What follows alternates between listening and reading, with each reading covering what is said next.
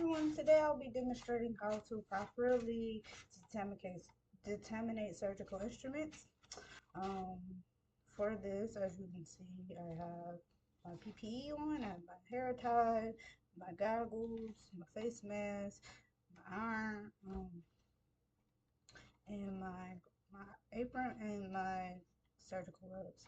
I will be using the mask to basically protect me from inhaling any contaminated droplets. My eyewear is to protect me from anything splashing. My apron is to protect my clothes and my skin from any contaminated particles or solutions or soil um, from the soil instruments. And then gloves is basically to protect my hands and things from contaminating cleaning chemicals just in case, there's highly sensitive skin and things like that. So today the four instruments I chose were a pool suction tip, a Schmidt tonsil clamp, a Russian tissue forceps, and a pair of Metzenbaum scissors.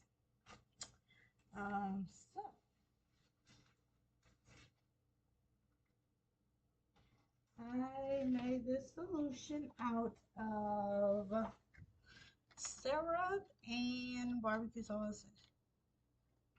And as you can see, it's kind of sticking, and I kind of put it in there so that way it get in there really good, and hopefully it did. I let it air dry overnight to make this like look as like real as possible. It's actually supposed to simulate like blood and mucus and things like that. But this actually kind of weird because it does look like blood and mucus together.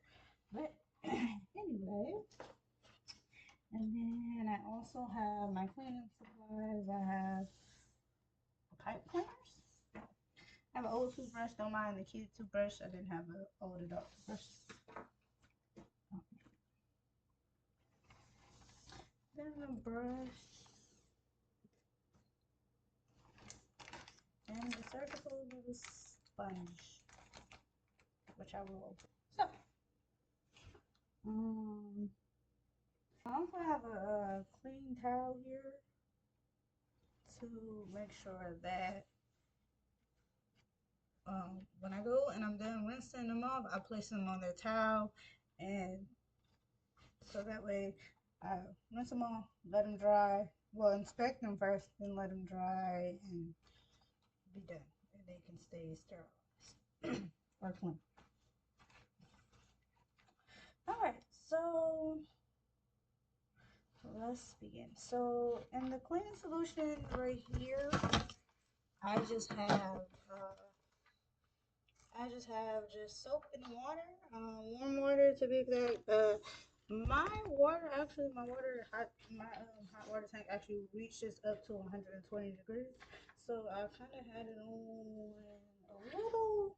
It wasn't hot, scalding hot, but it was a little like I said, probably like 110, maybe less than that. And it's been sitting for a little second, so it's not as hot. Uh, And yeah, and then I just use some mild dishwashing liquid that I have. Like this dishwashing liquid is some mild brand because like it doesn't um, contain like soap or harsh alcohol that can actually like destroy the instruments and things like that. So so let's get started.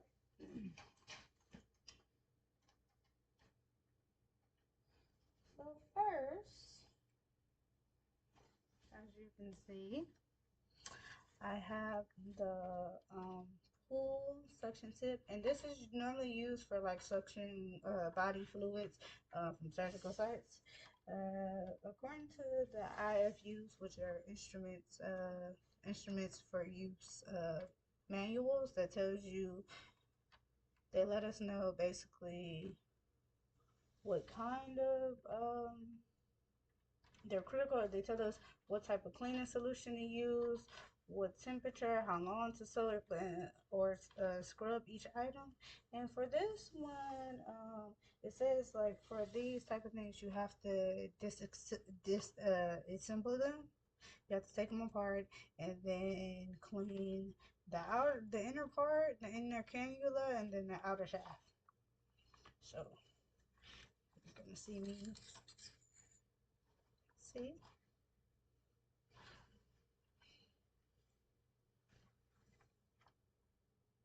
So then, as you can see, the inside kind of has a little bit of syrup in there, and barbecue sauce a little bit. So I'm gonna take my pipe cleaner, and we're gonna go ahead and we're gonna put that in the water and scrub. Okay. You gotta make sure all the detergent reach inside of it.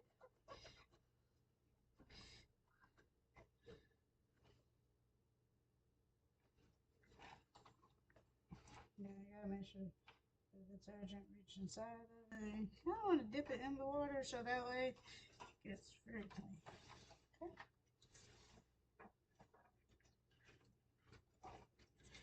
Then on the outside, I'm just gonna take the toothbrush and I'm gonna scrub it as good as I can. Especially when you have this outer one, you wanna make sure you clean it and you get all the perforations and the holes and things like that. Again, I did let this sit overnight. And then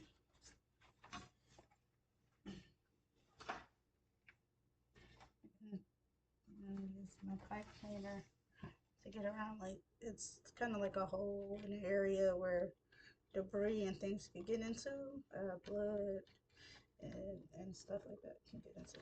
And then when I'm done, go ahead and just put that there.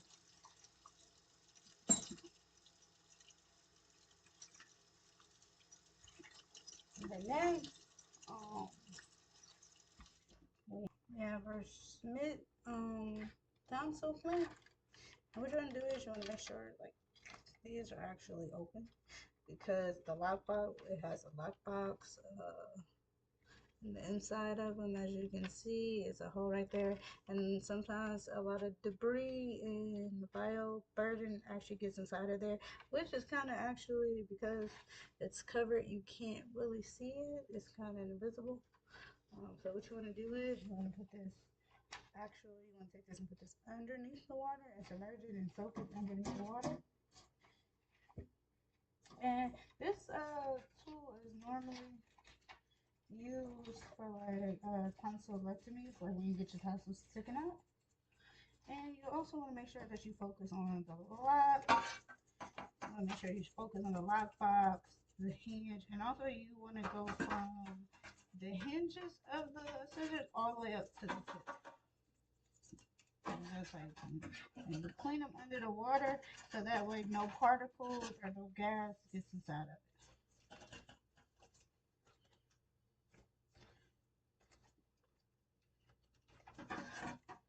And again, if this was a real setting, you wouldn't be using mild detergent. You would actually be using enzymic cleaning solutions that basically breaks down the debris and things like that easily and effectively.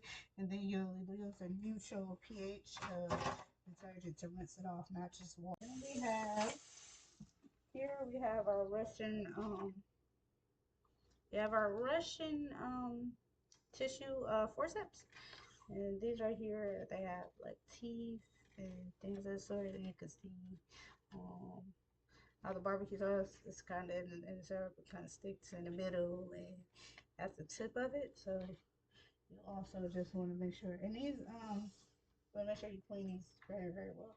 And these are used to like grasp, like it's basically used to grasp like dense tissue, and the tip makes it kind of ideal to hold, but also it's kind of tricky to clean because you have the teeth and debris and things like that can get inside of there and be stuck, and you could probably not see it. For two forceps, you gotta make sure that you are inspecting. Like if this was a real setting, you actually would inspect them according to the IFUs. You would inspect them under magnification, after cleaning to verify no tissue remains, because you can't see it because it's under the teeth. So what you're gonna do is you put this in the water and you're gonna clean. Taking my brush and I'm cleaning and I'm scrubbing. See, scrubbing. And again, you want to make sure all that detergent is getting under all of it. I use a little pipe cleaners too because it allows me to get in the middle. Then I don't like this.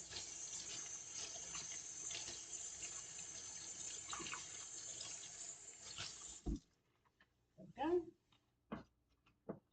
And then last but not least, we have our medicine bone scissors. And these are just used to cut delicate tissues. And with these, again, you want to open them up and you want to clean them under the water. The braids, you want to brush them from the hinge. You want to brush them from the hinge to the tip.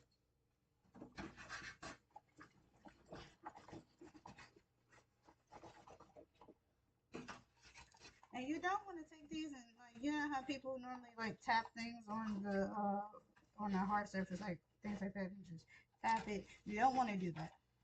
According to the IFUs, you don't want to do that because you want to go against just doing it, so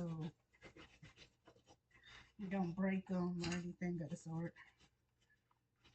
or just you're just splashing water and things like that. And again, it does have a lockbox, so I try to make sure that you go in there, make sure we all good.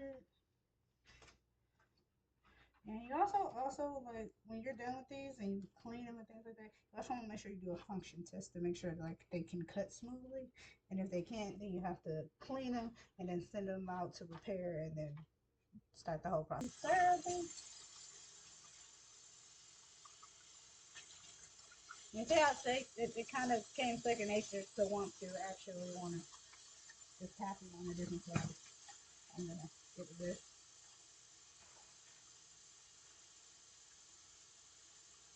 Put that on the other counter over there.